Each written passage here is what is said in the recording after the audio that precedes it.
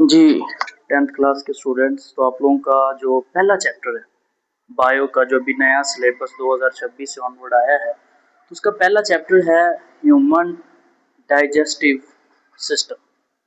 मैंने हुमा लिख दिया, तो ये ह्यूमन डाइजेस्टिव सिस्टम है। तो बेसिकली इस हिस्से में हम उसके तारुफ को डिस्कस करेंगे।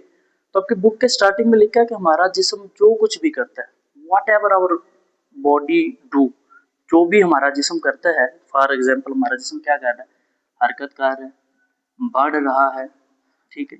और तीसरे नंबर पर सेहतमंद रहना। ये 3-4 काम जो हमारे जिस्म में होते हैं, एक हरकत करना, बढ़ना, जैसे आपको पता है छोटा बेबी जो होता है वो छोटा होता है, फिर आहिस्ता आहिस्ता वो बड़ा हो जाता है, फिर सेहतमंद रहना। तो इन सारी चीज़ों के लिए हमें ग़िज़ाई अज्जा की ज़रूरत होती है, ग़िज़ाई अज्जा न्यूट्रिएंट की ज़रूरत होती है। जो इंग्लिश वाले बच्चे हैं उनके लिए आपकी बुक पे लफ्ज़ जो है वो न्यूट्रिएंट यूज़ किया गया होगा, तो हमें न्यूट्रिएंट की ज़रूरत होती है। अब आगे इन अज्जा को हासिल करने के लिए ज़रूरी पता क्या होती है?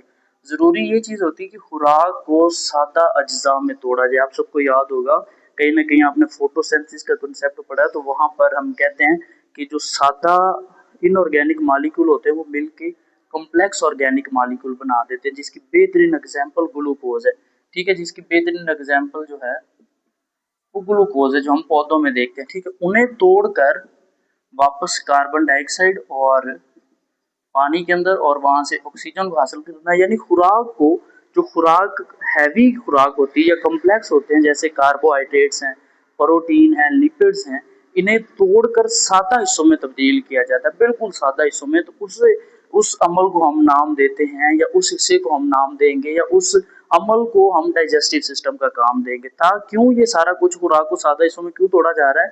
ताकि जिस्म के सेल्स इन्हें जज़ब कर सकें। याद रखिएगा, हमारी बॉडी में स्पेशली स्मॉल इंटेस्टाइन के अंदर,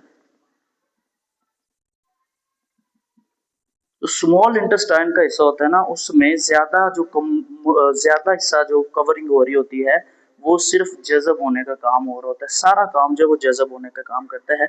और ये अमल, ये जो कंप्लीट अमल है, यानी खुराक को सादा हिस्सों में तोड़ना, और सादा हिस्सों में तोड़ना क्यों? ताकि सेल्स, हमारे जिस्म के जो सेल्स हैं, उन्हें जज़ब कर सके।